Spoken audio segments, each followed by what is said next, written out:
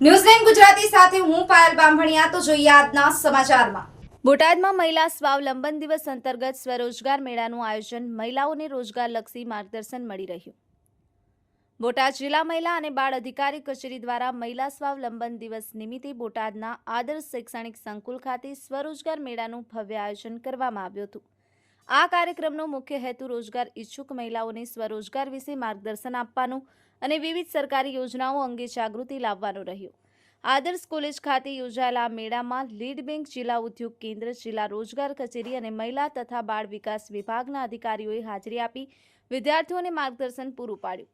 સંકુલના પ્રમુખ મિતભાઈ લાડોલા અને managing trustee PB Trasadiya દ્વારા મહિલાઓને સરકારી યોજનાઓનો લાભ લઈ ઉજ્જવળ ભવિષ્ય તરફ આગળ વધવા માટે શુભકામનાઓ પાઠવવામાં આવી।